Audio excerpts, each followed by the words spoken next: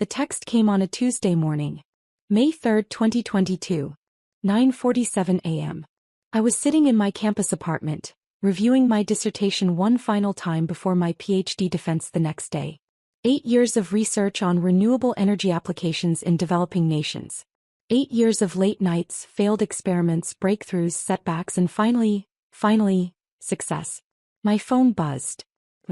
I smiled, thinking she was texting to wish me luck on my defense. Maybe to confirm their flight details for my graduation ceremony on Saturday. Instead I read, "Sarah, your father and I have decided not to attend your graduation. We need to be honest. We think you've wasted 8 years on something impractical. Your brother's MBA graduation is in 2 years, and that actually matters for his career. We're saving our time and money for that. Hope you understand." I stared at the screen for a full minute. Then another text. "Also, we told everyone you're finally finishing school. They all asked what took so long. It's embarrassing explaining you're still a student at 30. I set the phone down carefully. My hands were shaking. 8 years. I'd spent 8 years pursuing this degree while working as a research assistant, scraping by on a stipend that barely covered rent. 8 years of telling my family about my research, my publications, my progress. They'd never asked a single question about my actual work. My younger brother, Derek, had graduated from undergrad 2 years ago and immediately started working at a consulting firm. He was now enrolled in a prestigious executive MBA program, 2 years part-time while working full-time. My parents talked about him constantly. Derek's MBA will set him up for life. Derek's company is paying for his degree. Derek will be making 6 figures by 30. Meanwhile, I was the embarrassment. The one who kept going to school instead of getting a real job. I called my mom. She answered on the 4th ring. "Hi honey. Did you get my text?" "Mom, my graduation is in 4 days. You're really not coming." "Sir, we explained this. Your father has a golf tournament that weekend. And honestly, we've been to your undergrad graduation. How many graduations does one person need? This is my PhD, Mom. It's different. It's another degree that won't help you get a job," she interrupted. "Sweetheart, we love you but we're worried. You're 30 years old with no career, no savings, no real prospects. Derek is buying a condo. What are you doing?" "I'm about to defend my dissertation. I'm about to become Dr. Sarah Mitchell." "And then what?" she asked. "Who's going to hire you? What are you going to do with a PhD in? What is it again?" "Environmental engineering with a focus on renewable energy systems." "Right. And how many jobs are there in that?" I closed my eyes. "Mom, I have a job lined up. I told you about it. That postdoc position? Sir, that's not a real job. That's more school. It's a research position at Stanford. It pays $68,000 a year. Derek makes $95,000 plus bonuses," she said. "And he's only been working for 2 years. Everything always came back to Derek." "I have to go," I said. "My defense is tomorrow." "Good luck, honey. We do love you. We just want you to be practical." She hung up. I sat there in my empty apartment staring at my dissertation. Scalable solar microgrids for rural electrification in sub-Saharan Africa. 347 pages. 4 years of field research. Published findings in 3 major journals. Useless according to my mother. My defense the next day went perfectly. My committee praised my work. Dr. Jennifer Hartley, my advisor, told me it was one of the best dissertations she'd seen in 20 years. "You should be proud," she said. "This research is going to change lives, Sarah." "Thank you," I said, trying to smile. She studied my face. "Your family isn't coming to graduation, are they?" I shook my head. "I'm sorry," she said gently. "For what it's worth, I'll be there. And I'm proud of you." Saturday arrived. May 7, 2022. Graduation day. I put on my doctoral robes alone in my apartment. The heavy black gown, the velvet tam, the blue and gold hood representing my field. I looked at myself in the mirror. Dr. Sarah Mitchell. I'd done it. Despite everything, I'd done it. The ceremony was at 2 p.m. at the university's main arena. Hundreds of graduates, thousands of family members filling the seats. I sat in the doctoral candidate section. About 40 of us total. Around me I heard excited chatter. People pointing out their families in the crowd. Parents waving. Siblings holding signs. I looked up at the sea of faces and saw no one I knew. Dr. Hartley was sitting with the faculty, but that was it. When they called my name, Sarah Elizabeth Mitchell, Doctor of Philosophy in Environmental Engineering, I walked across that stage to polite applause from strangers. No one screamed my name. No one stood up. No one took photos. I shook the dean's hand, received my diploma, and walked off the other side. That was it. 8 years summed up in 15 seconds. After the ceremony, I stood outside the arena watching families celebrate. Flowers, balloons, tears of joy. Parents hugging their graduates, telling them how proud they were. I got in my 12-year-old Honda Civic and drove back to my apartment. That night, I ate takeout Chinese food alone and updated my LinkedIn profile. Sarah Mitchell, PhD. My mom texted at 8:30 p.m. Did it go okay? Not, congratulations. Not, we're proud of you. Just, did it go okay? I typed back, yes. She replied, good. Talk soon. That was it. Over the next 2 weeks, I packed up my apartment and moved to Palo Alto for my postdoc position at Stanford. Dr. Hartley had connected me with Dr. Robert Chin, who was running a groundbreaking lab focused on affordable renewable energy for developing nations. The work was exactly what I wanted: meaningful, innovative, challenging. I was developing solar microgrid systems that could be manufactured and installed cheaply in areas without reliable electricity. My parents called once during those first 3 months to tell me Derek had gotten promoted to senior consultant. He's really going places, my dad said. Making smart career moves. That's great, I said. How's your research thing going? It's going well. We just got approved for field testing in Kenya. Kenya. My mom's voice was skeptical. Why Kenya? Because 600 million people in sub-Saharan Africa don't have access to reliable electricity. My microgrids could change that. Silence. Then my dad, well, that's nice, honey. Very noble. Derek's company just signed a contract with a Fortune 500 company. Big commission for him. I stopped telling them about my work after that. 6 months into my postdoc, something unexpected happened. I'd been collaborating with a small startup called SolarReach that was trying to commercialize renewable energy solutions for developing markets. They'd been struggling. Great technology, terrible business model. The CEO, Michael Torres, called me in November. Sarah, we're going under. We've got maybe 2 months of runway left. But your microgrid design, it's revolutionary. If we could figure out how to scale it to make it profitable. I'm a researcher, not a business person, I said. You know what I mean. Just keep it professional. Don't make it about family stuff. Derek, do you actually know what I do at the museum? You work there. Museum stuff. Look, I gotta go. Just don't make things weird, okay? He hung up. I sat there for a long moment, then pulled up the museum's website. My bio was prominently featured on the leadership page. Dr. Sarah Mitchell, Executive Director, PhD, Cultural Anthropology, Yale University, former Deputy Director, Metropolitan Museum of Art Board Member, International Council of Museums author, Cultural Preservation in the 21st Century, 2019 recipient, National Medal of Arts. There was a professional photograph of me at my desk, the museum's soaring atrium visible through the window behind me. Contact information. A detailed CV. Derek had never looked. Not once in 4 years. January 13th arrived cold and bright. I dressed carefully that morning. A tailored charcoal suit, minimal jewelry, my hair pulled back in a professional bun. I looked exactly like what I was. A senior executive in one of the world's most important cultural institutions. At 9:45 a.m. Jennifer briefed me. Congresswoman Chen's motorcade just arrived. Security is escorting her up. Her chief of staff, 2 aides and a press liaison. Press. They want photos of her with the international flags in the main hall. Good optics for her arts and culture subcommittee work. Of course. This was as much about her political profile as genuine interest in museums. At 9:58 a.m. my desk phone rang. Security. Dr. Mitchell, Congresswoman Chen's party is in the main lobby. Ready for you. I'll be right down. I took the elevator to the ground floor. The museum wasn't open to the public yet.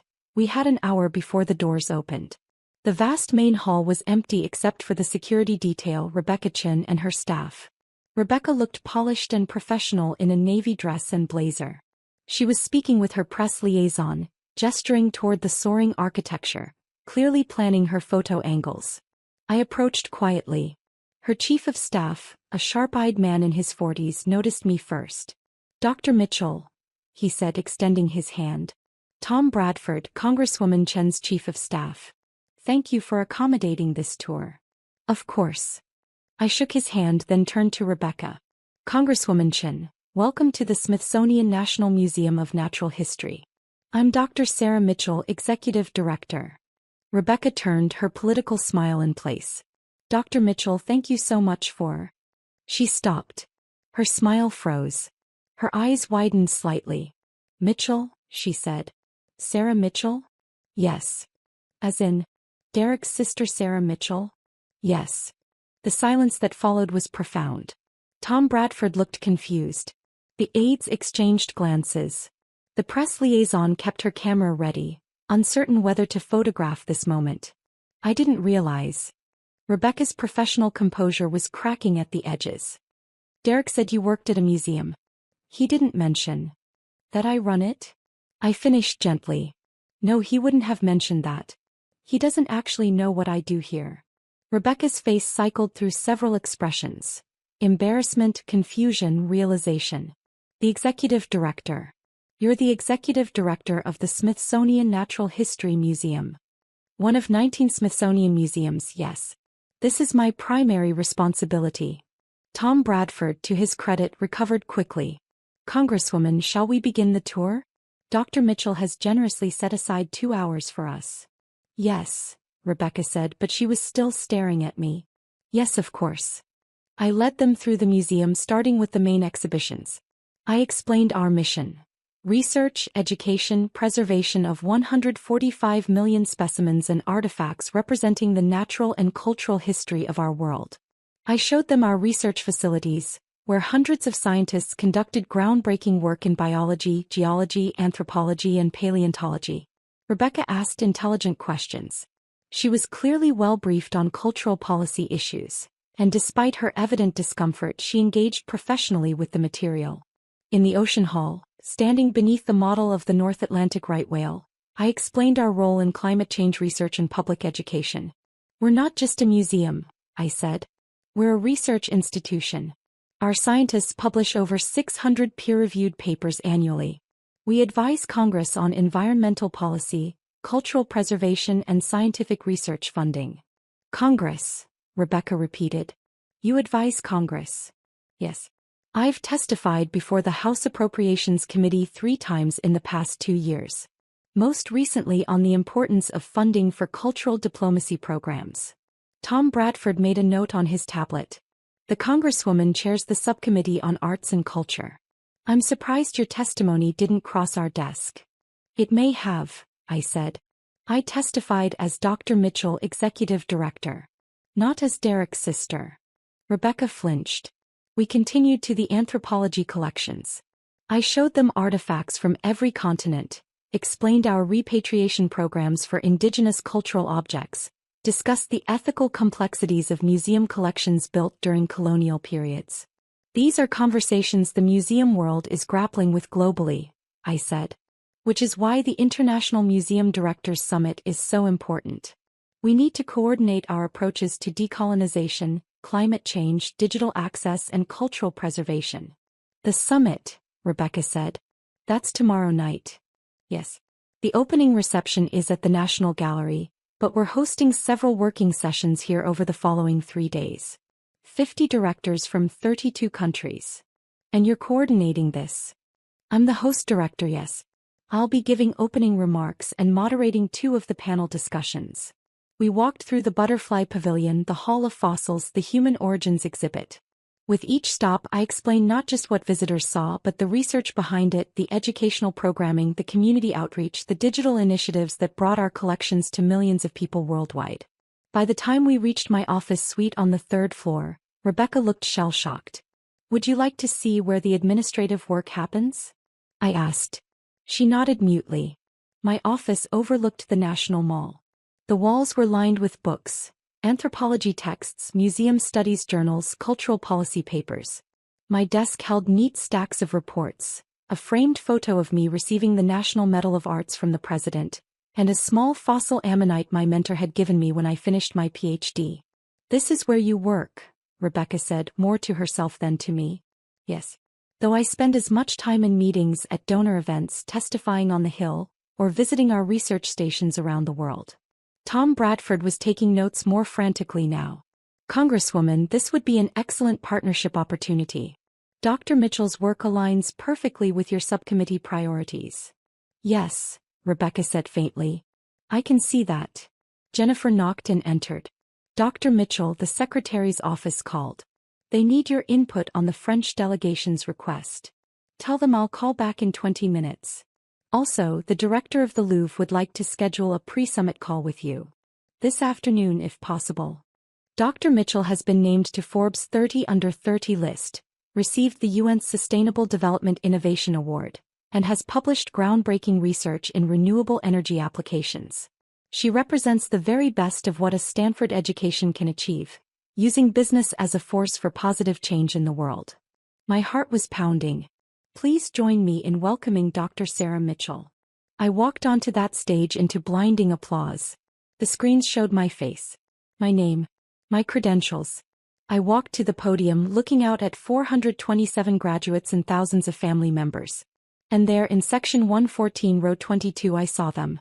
My mother standing up to applaud, frozen mid-clap. Her mouth open. Her face white. My father beside her, gripping the armrest of his seat. Staring. Derek in the graduate section on his feet with everyone else, his face a mixture of shock and something else. Pride maybe? My mother grabbed my father's arm, exactly like in my imagination. Her knuckles were white. I smiled and began my speech. "Thank you, Dean Morrison, for that incredibly generous introduction. And congratulations to the MBA class of 2026. You've worked incredibly hard to be here today and you should be proud." My voice was steady. Strong. Nothing like the uncertain grad student who'd walked alone across a stage 4 years ago. 4 years ago I stood on a different Stanford stage receiving my PhD. It was the culmination of 8 years of research, thousands of hours of work and more failed experiments than I can count. I paused, looking directly at section 114. My parents didn't come to that graduation. They told me my PhD was impractical. A waste of time.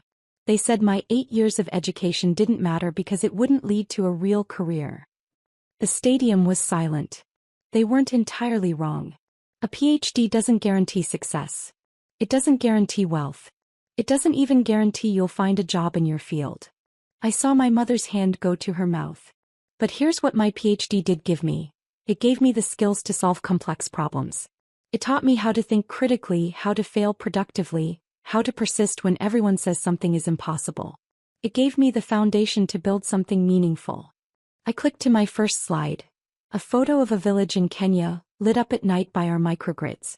This is Kibera, a village outside Nairobi. 2 years ago this village had no electricity. Children studied by candlelight. The medical clinic couldn't refrigerate vaccines. Small businesses closed at sunset. Next slide. The same village transformed. This is Kibera today. Using technology one developed during my PhD research, we installed a solar microgrid that powers the entire village. Children can study after dark. The clinic saves lives with refrigerated medicine. Businesses thrive into the evening. Next slide. More villages. More transformed lives. SolarReach now powers 200,000 homes. That's roughly 1 million people whose lives have fundamentally changed because of impractical academic research. I looked back at my parents. My mother was crying. My father's jaw was tight. I'm telling you this not to brag but to make a point. Success isn't just about salary or status. It's not about picking the safe path or doing what others expect. I clicked to a slide showing our company growth. Yes, SolarReach is valued at $420 million. Yes, we've raised over $100 million from investors. Yes, by conventional measures we're a successful company. Next slide, back to the villages. But that's not why I do this work. I do it because a child in Tanzania can now do her homework after sunset. Because a medical clinic in rural India can save lives. Because families across 6 continents have opportunities they never had before. I paused, gathering my thoughts. Many of you graduates will go on to impressive careers. High salaries, prestigious titles, corner offices. And that's wonderful. There's nothing wrong with success. I looked directly at Derek now. But I challenge you to also think about impact. About purpose. About using your Stanford education, your privilege, your skills, your opportunities, to make the world genuinely better. Derek was staring at me with an expression I couldn't read. Because here's the truth. The work that matters most is often the work that looks impractical at first. The research that goes nowhere for years before it breaks through. The startup that nearly dies 5 times before it succeeds. The path that makes your parents worry because it's not safe or conventional. My voice softened. Some of you have families here who don't fully understand what you've accomplished. Who measure success only in dollar signs. Who compare you to siblings or friends or neighbors. I saw my mother wipe her eyes. That's okay. You don't need their approval. You need your own conviction. You need to believe that the work you're doing matters even when no one else sees it yet. I clicked to my final slide. Our company mission statement. Power for people, purpose for profit. In closing, I want to say this. Your MBA gives you tools. What you build with those tools is up to you. You can build wealth. You can build status. You can build security. I smiled. Or you can build something that changes lives. Something that solves real problems. Something that matters in ways that can't be measured by quarterly earnings. I looked out at all 427 graduates. You're some of the most talented, educated, privileged people in the world. Don't waste that privilege on work that doesn't fulfill you. Don't spend your life chasing someone else's definition of success. Final pause. Find the problem that breaks your heart. Then fix it. That's what your education is for. I stepped back from the podium. Congratulations, class of 2026. Thank you. The stadium erupted in applause. Standing ovation. Thousands of people on their feet. But I was only watching 3. My mother was sobbing into my father's shoulder. My father was staring at me like he'd never seen me before. And Derek was clapping, his face split in a huge grin, shaking his head in amazement. I walked off the stage. Dean Morrison grabbed my hands backstage. That was extraordinary. Absolutely extraordinary. We've never had a response like that. Thank you, I said, but I barely heard her.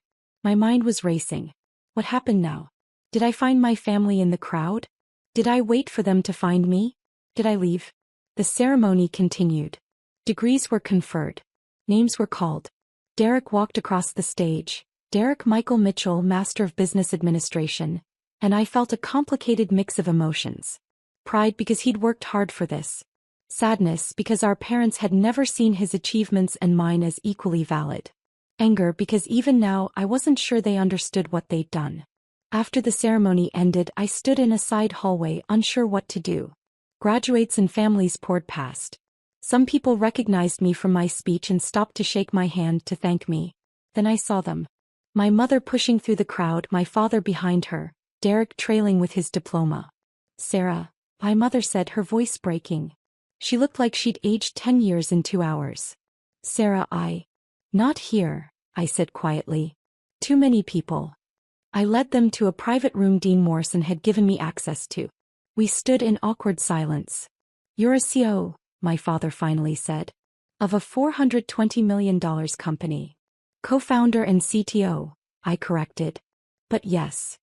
Why didn't you tell us? My mother asked. I did tell you.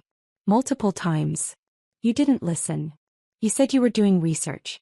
You never said you started a company. I told you I left Stanford for a startup. You said it was impractical. Silence. Derek cleared his throat. That speech was incredible, Sarah.